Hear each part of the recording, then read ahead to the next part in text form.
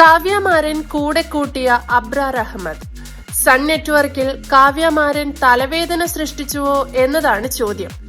T20യിൽ പാകിസ്ഥാന് വേണ്ടി 37 മത്സരങ്ങളിൽ കളിച്ച അബ്രാർ അഹമ്മദ്. T20യിൽ മാത്രം അബ്രാർ 52 വിക്കറ്റുകൾ നേടിയിട്ടുണ്ട്. 4/9 എന്ന മികച്ച ബൌളിംഗ് പെർഫോമൻസും താരത്തിന്റെ പേരിലുണ്ട്.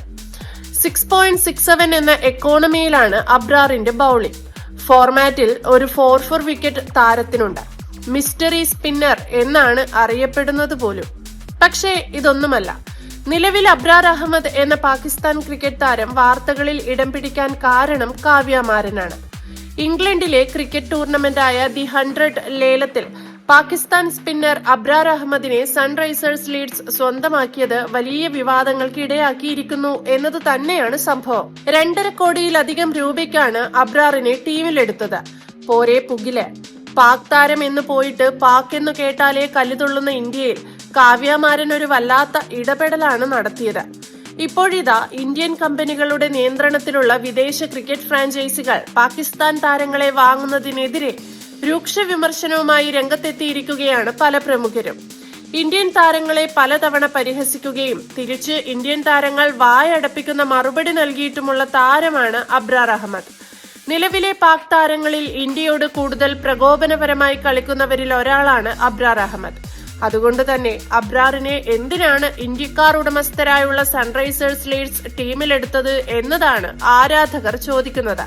സൺറൈസേഴ്സ് ലീഡ്സ് അബ്രാറിനെ ടീമിലെടുത്തതിനു ശേഷം എക്സിൽ പോസ്റ്റ് ചെയ്ത ചിത്രത്തിന് കീഴിൽ രൂക്ഷ ഭാഷയിലുള്ള വിമർശനമാണ് ഉയർന്നത്. സൺറൈസേഴ്സ് ഹൈദരാബാദിന്റെ ഉടമകളിൽ ഒരാളായ കാവ്യമാരനെതിരെയാണ് കൂടുതലും വിമർശനം. ഇന്ത്യയോട് നീതി കാട്ടിയില്ലെന്നും ഇന്ത്യക്കാരന്റെ പണം കൊണ്ട് പാകിസ്ഥാൻ താരം നന്നാവേണ്ട എന്നുമാണ് കാവ്യയുടെ പേരടക്കം വിമർശിച്ച് ആരാധകർ വിമർശനമുയർത്തുന്നത്. 2008 മുംബൈ ഭീകരാക്രമണത്തിന് ശേഷം IPL-ൽ പാക് താരങ്ങൾക്ക് വിലക്കേർപ്പെടുത്തിയ സാഹചര്യത്തിൽ വിദേശ ലീഗിലാണെങ്കിലും ഒരു ഇന്ത്യൻ ഫ്രാഞ്ചൈസി പാക് താരത്തെ വാങ്ങിയത് ശരിയായ നടപടിയല്ലെന്ന് പറയുകയാണ് മുൻ ക്രിക്കറ്റ് താരം സുനിൽ ഗവാസ്കർ. ഇന്ത്യയുടെ പണം ഇന്ത്യക്കെതിരെ ആയുധം വാങ്ങാൻ നൽകുകയാണോ എന്നതും ഒരു ചോദ്യമാണ്. 2008 മുംബൈ ഭീകരാക്രമണത്തിന് ശേഷം IPL-ൽ ഇന്ത്യൻ ഫ്രാഞ്ചൈസികൾ പാക് താരങ്ങളെ വാങ്ങാറില്ല. പാകിസ്ഥാനി താരങ്ങളുടെ വരുമാനത്തിൽ നിന്നാണ് അവർ സർക്കാരിലേക്ക് ടാക്സ് അടയ്ക്കുന്നത്. ഈ നികുതി പണം ഉപയോഗിച്ച് പാക് സർക്കാർ ആയുധങ്ങൾ വാങ്ങുന്നു. ഇത് പരോക്ഷമായി ഇന്ത്യൻ സൈനികരുടെയും സാധാരണക്കാരുടെയും മരണത്തിലേക്ക് നൽകുന്ന സംഭാവനയാകും. അതുകൊണ്ട് തന്നെ പാക് താരങ്ങളെയും കലാകാരന്മാരെയും ഇന്ത്യൻ സ്ഥാപനങ്ങൾ ഉൾപ്പെടുത്താറില്ല. അതിപ്പോൾ ഇന്ത്യൻ കമ്പനിയാണോ ഇന്ത്യക്കാരന്റെ വിദേശ കമ്പനിയാണോ എന്നതല്ല. ഇന്ത്യക്കാരനായ ഉടമ നൽകുന്ന പണം ഇന്ത്യക്കെതിരെ ഉപയോഗിക്കുകയാണ്. സൺറൈസേഴ്സ് ലീഡ്സിന്റെ കോച്ച് ഡാനിയൽ വെറ്റോറി ന്യൂസിലാൻഡുകാരനാണ്. അദ്ദേഹത്തിന് ഇത് മനസ്സിലാകണം എന്നില്ല. അതുകൊണ്ടായിരിക്കാം പാക് താരങ്ങൾ ടീമിൽ വേണമെന്ന് താല്പര്യപ്പെടുന്നത്. പക്ഷേ ഇന്ത്യൻ ഉടമകൾ സാഹചര്യം മനസ്സിലാക്കണം. ഇന്ത്യക്കാരുടെ ജീവനേക്കാൾ വലുതാണോ കിരീടങ്ങൾ വിജയിക്കുന്നത് എന്നതാണ് ഗവാസ്കറുടെ ചോദ്യം. നിലവിൽ BCCIക്ക് ഇതിലിടപെടാൻ സാധിക്കില്ല.